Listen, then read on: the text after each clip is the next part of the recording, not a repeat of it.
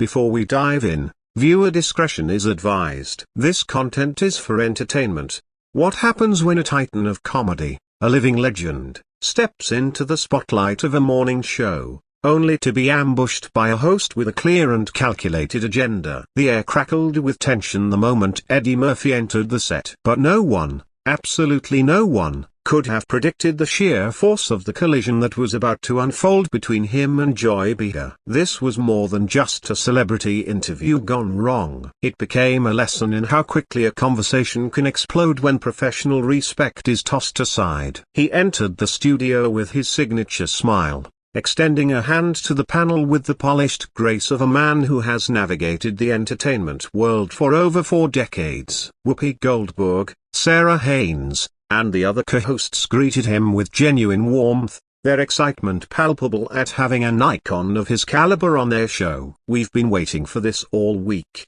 Whoopi said, beaming. But underneath that greeting, something different was brewing. Eddie, with his million-dollar confidence, was about to face it head-on. The interview began as expected. Eddie charmed the audience with his trademark humor, telling stories about the cast and crew he'd worked with, showing the kind of passion and respect he has for the art of comedy. Each anecdote was a perfect blend of genius and humility, and the audience couldn't get enough. "I still feel that spark," Eddie said, his eyes sparkling under the studio lights. "There's magic in creating something that makes people feel, something that lets them escape." Sarah Haynes leaned forward, genuinely agreeing. "That integrity shines through in your work. You've connected with so many generations because true comedy," she added, "speaks a universal language." Eddie nodded, his expression thoughtful. "People need to laugh.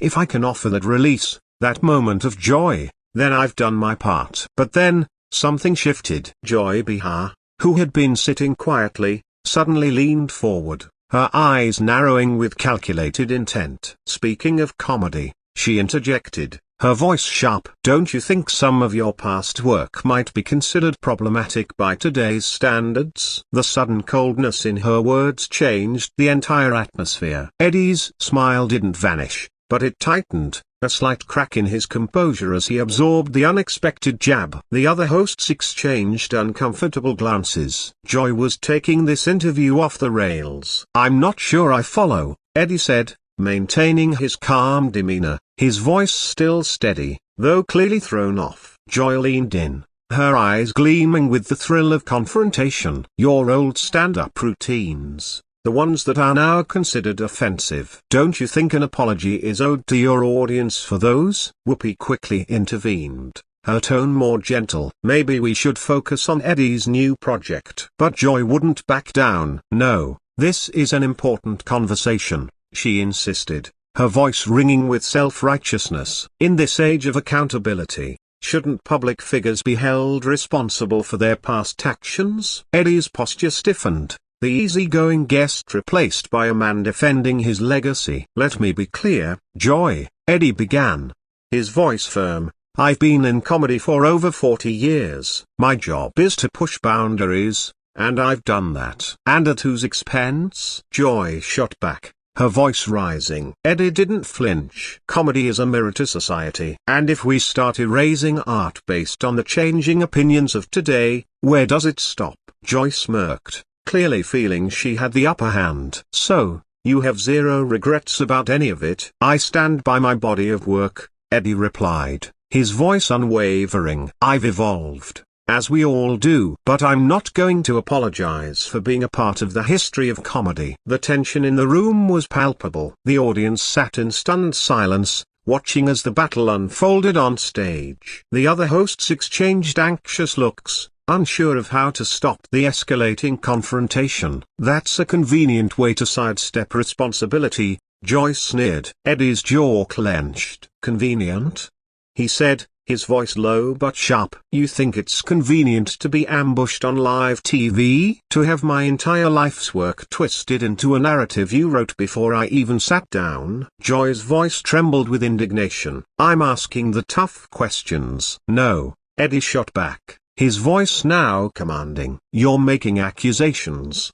Do you hold every comedian to the same standard, or is it just the one sitting in this chair today? The other hosts froze, their attempts to intervene growing futile. But Eddie wasn't done. He turned to Joy, locking eyes with her. "Let me ask you something, Joy," he said, his voice cold. "In your long career, have you ever said anything that someone, somewhere, might find offensive? Have you ever told a joke that didn't quite land? A remark that you regret years later? Because if we're going to start publicly auditing everything, then every single page in our history gets examined. Don't you agree?" Joy's face turned a deep red as Eddie's words hit their mark. She clearly hadn't expected him to turn her attack back on her so effectively. The smug expression she wore moments ago vanished, replaced by the look of someone who had miscalculated in the most catastrophic way. "That's different," she sputtered, her voice faltering. "Is it?" Eddie countered, his eyebrow raised skeptically. "So, you're telling me you've never cracked a joke about someone's appearance, where they're from, or what they believe in? You've never said something that could have made someone feel small or out of place?" Whoopi, sensing the conversation was spiraling, tried to step in. "Maybe we should all take a moment and remember that we're supposed to be on the same team here." But Eddie wasn't having it. "No, Whoopi," he said, his voice calm but intense. "This is exactly what we need to talk about. This right here is the perfect example of the poisonous double standard choking real conversation in this country." Joy scoffed. "Double standards? You're being a bit dramatic, Eddie." "Dramatic?" Eddie let out a bitter laugh. "Joy, you set me up on this stage to tear me down, and now you're calling me dramatic for pointing out your hypocrisy." The studio audience, once silent, could now feel the heat of the moment. They were witnessing something raw and real, something that couldn't be scripted. "This is the problem with people like you, Joy," Eddie continued, his voice rising. "You believe you can say whatever you want, attack anyone you like, and when they dare to defend themselves, you just call them a paranoid or a dramatic. Well, I'm not playing by that playbook anymore."